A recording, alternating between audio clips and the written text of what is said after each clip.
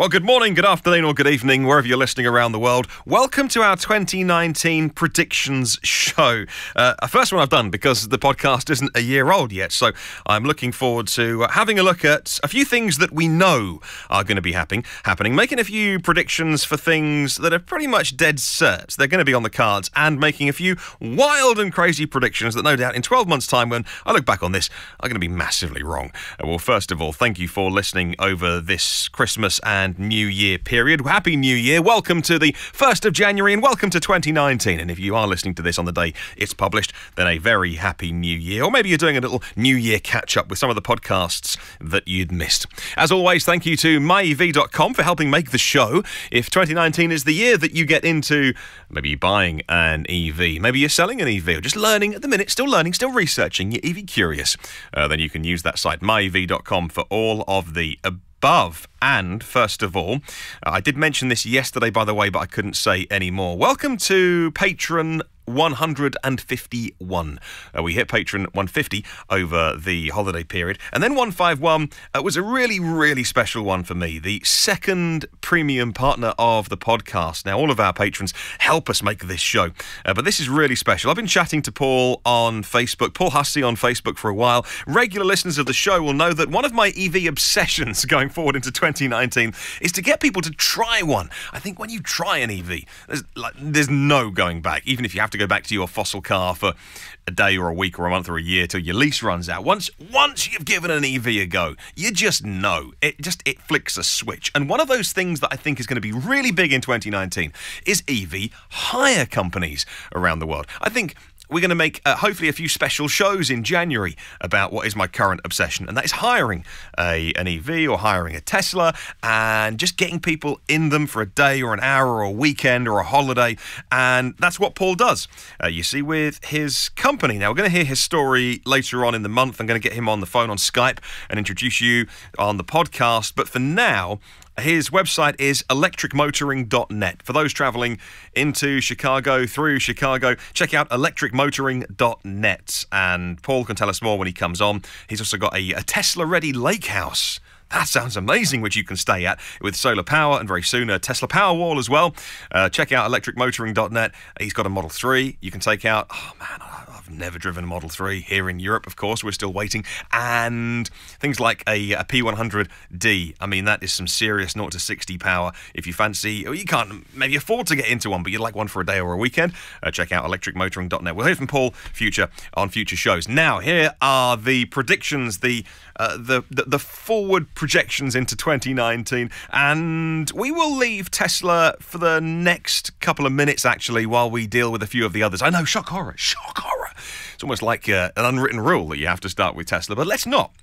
Let's start with VW. After years of announcements, it's time to prove you can make EVs, VW.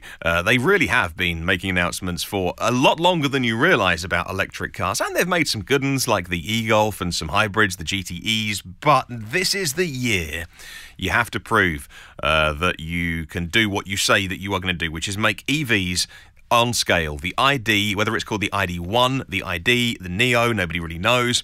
It is scheduled for production late 2019. That could slip, but I predict they'll get some production done 2019, and then really they get into the hands of customers in 2020. But there will be, I predict, some by this time next year that we see on YouTube. These are production finished cars handed over to real customers who were first in the queue. As for the VW group, well, the Audi e-tron should have been a car that we were hearing from customers already, but it got delayed by a few weeks because of a software issue. So it's not much of a prediction, because we know in the next few weeks e-trons will start to be in the hands of real customers. Europe is Feb-March, I think, likely. USA, April to July. By the summer, you're going to see loads of those e-trons around, and they're not going to be made in the US, by the way. I think they're going to be made to begin with in Europe and then shipped over.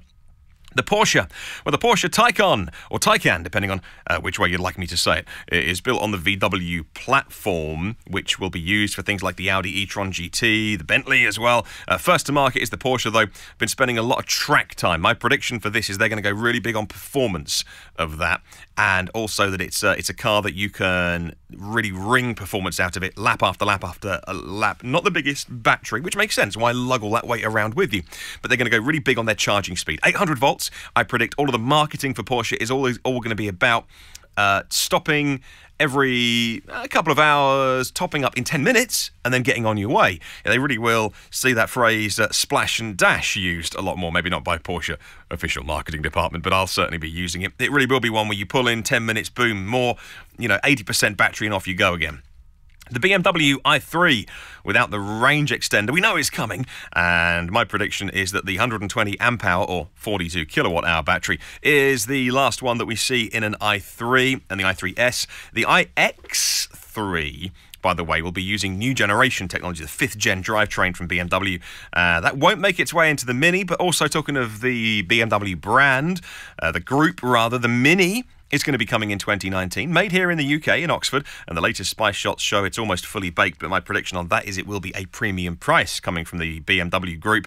Daimler as well, with a premium product in the EQC, their first SUV electric. We know the drivetrains are being made already. I mean, the factories are churning them out. No cars, once again, in the hands of customers yet, but it won't be too long. I think low 200s is the real-world mileage range on that. But then again, against the Korean cars, the Kona and the e-Niro and the Soul even, which are not in the same class, don't get me wrong. But they do get those headlines out there for having 250 miles real-world range, and even the Model 3 as well, which will do over 300. The Nissan Leaf is a car that desperately needs a bigger battery. The 60 kilowatt-hour car is coming. We've seen it on spy shots plugged into fast chargers, doing well over 100 kilowatts charging. That's been delayed. The E-Plus has been delayed because of boardroom legal issue, wrangling things. I really hope the Leaf gets more of an update under the skin. The new one, the 40 kilowatt-hour Leaf now, was really the same car as the 30 in terms of some of the under-the-skin stuff. I mean, it really was just the battery that was updated. And then, of course, it gets very hot when you rapid charge. I really hope it comes with liquid thermal management on that to keep the temperatures down. I suspect, my prediction is, the Nissan will stick with still what they would call active management of the battery, but just blowing air over it to try and keep it cool. Man, I'm let down by that. If it's true, I'm let down. It feels like they're cheaping out on us to keep the price down. But then again, not everyone's got $70,000 for a Jaguar I-Pace, so they've got to make cheaper cars. And talking of cheaper cars, the Renault Zoe, 40,000 of them sold in Europe this year. You might not get the Zoe where you're listening around the world, on sale where you are. It's a big deal here. I've bought one this year. It's going to be updated, and the battery, I reckon, will stay 41 kilowatt hours, but it's going to have the CCS plug, it's going to have faster charging, and it's going to do away with that AC-only chameleon charger, making it way more versatile. As for the Korean cars, the Kia and the Hyundai, the Kona and the e-Niro will finally go on sale in the EV-friendly states in the USA. The batteries are huge, 64 kilowatt hours, and on a 100 kilowatt charger, that doesn't mean it can charge at 100 kilowatts. They'll do up to about 72 odd kilowatts on the CCS1 standard, if you like. And so I predict big demand for those and long waiting lists in the USA. The Kia Soul EV is coming next year as well. We know it's not a prediction. We know it's 64 kilowatt hour battery. That's huge for a very lightweight car. The Ioniq as well, Hyundai Ioniq, has now an undersized battery because the market's moved on. 2019, I predict that will finally get its battery bump anywhere low 40s. It won't be 64, but maybe 40 to 45 kilowatt hours in the Ioniq, a very efficient car.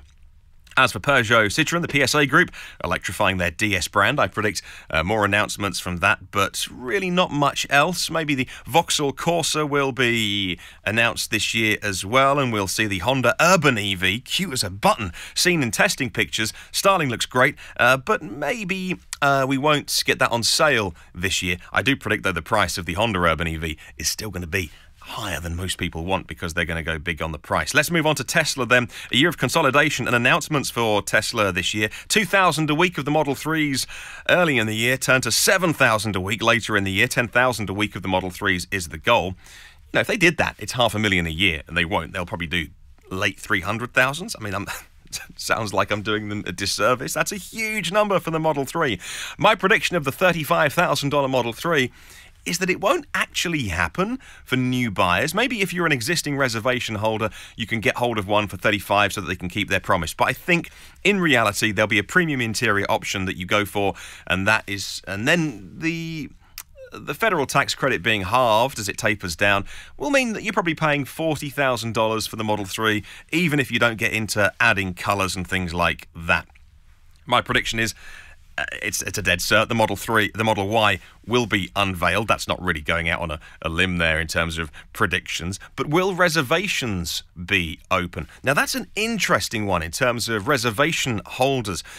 Will they open up reservations for the Model Y? I predict yes, in order to build hype, but in previous years they've done that to raise money for the company. They won't need to do that, though, now that they are profitable. Well, it's been a huge year for Tesla announcing the Roadster and the Semi. Actually, it's been over a year, November 17. So we are due a big grandstand theatre piece with Elon and a big announcement. So we know the Model Y is coming. Production will start on Model 3 in China. That's not a prediction. We know it's happening. And they'll announce the Model Y. My prediction, though, is that they will announce, one of the announcements they make, is that the Model Y will simultaneously begin production, when it does start production, in both the USA and China at their Shanghai factory, and that will surprise people. The pickup truck, like the Roadster, will be a bonus unveiling at the Model Y, and it's going to be the same as one of those kind of like Apple and finally one more thing moments. The Model S and X will get an interior refresh is my prediction. That's not a dead cert to happen, but I think it's going to happen in 2019, and they'll align the look with the Model 3. On one side, if you had the same screen as the Model 3, you can have exactly the same components in the S, X and the 3 in terms of the same size screen, or do you keep the S and the X Premium and you go for the same layout inside, no dash in front of you, but make everything just a little bit more premium, a bigger screen, all those kind of things to differentiate that the S and the X can be $150,000 cars if you're speccing them up. They'll make premium more premium in the S and the X, I think, when they do the design refresh. As for the superchargers, what should have been 2018 has been bumped into 2019. Elon time. The speed won't go up to 350 kilowatts, which is the charging speed that we see around Europe. We hear these 475 kilowatt chargers are being developed. I think maybe 200-ish kilowatts will be the new charge speed of V3 on the Tesla superchargers, and that's about right in terms of speed for long journeys and how much you need to charge them. The Semi will have a year of testing is my prediction, and they'll build out the production line for the early releases at the end of the year. In general, I think they'll add a few things back into the configurator after slimming it down. Other honourable mentions, Rivian, a quiet year after all the hype of the R1S and the R1T. Jaguar's I-Pace is now on sale, beating its competitors by not just days, but months, right, to get on the market and in the hands of customers. Very luxurious car. Regulatory-wise, I think this year I predict a big debate over self-driving. It'll hit the mainstream, and maybe even some countries will legislate for it, but maybe at low speeds, under 15 miles an hour, which is kind of weird because actually it's at those motorway conditions that self-driving works best. At higher speeds, when there are less variables, less traffic lights and pedestrians and stop signs, but I think the politicians will get it the wrong way around and they'll look to limit the speed to 15 miles an hour for full autonomous driving somewhere in the world. Chinese brands will head to the US. I'll name NIO and Byton here. As for racing, Formula E will grow and grow in size, and electric rallycross too. An honourable mention for the Volvo XC40, which I don't know a lot about, but I know it's coming. As for home storage, the Powerwall will be produced in better numbers, which is frustrating for installers who haven't been able to get them, but that'll change in 2019. Tesla will produce their solar tiles in big numbers, and the pricing of regular solar panels from China will continue to drop and make solar a lot more sensible in terms of the investment for people who want to add some PV to their roof. As for icing, I predict it will get worse before it gets better, as people have more opportunity to charge, but equally those charging spots are going to be put in convenient places, which is the wrong thing to do. I know it's cheaper to put it by the front door of the shops, the supermarket, the cinema, but put it somewhere at the back of the parking lot. We don't mind walking as long as we don't turn up to charge and there's a fossil car in the way. And finally, dealers is my prediction. They still won't get EVs. Not only do they make money from servicing fossil cars, but they just don't want to get into EVs yet. I mean, look, dealers are clever and they will do what makes them money. But the margin on selling new and used cars is just not that big. I predict we'll see more places like myev.com, the website which helps make this show, as being the place that people will go and buy and sell cars. Then you can get any car from anywhere in the country, and hopefully we'll see that website expand around the world. Not that I know anything. But in terms of the traditional dealer model, it's one of those things that it seems outdated to me. I think car makers want a direct relationship with their customers. They'll sell the EVs online, direct to consumer, cutting out the dealers. That's going to cause for some tension with their dealer partners. But also, dealers make a lot of money from fixing cars, and EVs just don't go wrong that much. So what will they morph into? Experiences where you can go and try electric cars and eventually maybe buy one. I mean, their business model has to change. They can't carry on the way they are. How willing will they be to change? At least for the next 12 months, not willing at all. But trust me, they will. They're smart. They just won't do it next year. Well, those are my predictions. What are yours? Let's move on to our question of the week. I'd love to hear from you. And thanks to myev.com, they've set our question of the week this week, which is, what's your EV prediction for 2019? It can be anything. To do with the cars, the models, the makes, the battery sizes, the charging, and the world around EVs. Email me, hello@evnewsdaily.com. And if you want to do it on the YouTube or Facebook comments or even myev.com, you can do it that way too. What's your EV prediction for 2019? Thank you to 151 patrons of this show and our new premium partner, electricmotoring.net, who we'll hear more of in January. And our other premium partner, Phil Roberts from Electric Future, that's ef.energy, if you want to check out what they do here in the UK. There are 343 previous shows online for free, which you can download anytime you want to. Have a look on your podcast app for EV News Daily. Subscribe to get it first and free and automatically. And if you can leave a little review in the meantime, or even if you too want to check out to be a supporter of this show so I can add your name to the list, or please do. I'd love you to check out Patreon. It's a Patreon, Patreon, patreon.com/EV News Daily. And I'd love to add your name to the list of executive producers and producers of this show as well. In the meantime, once again, Happy New Year. Here's to a prosperous, happy and healthy 2019. Have a wonderful day, and I'll catch you tomorrow.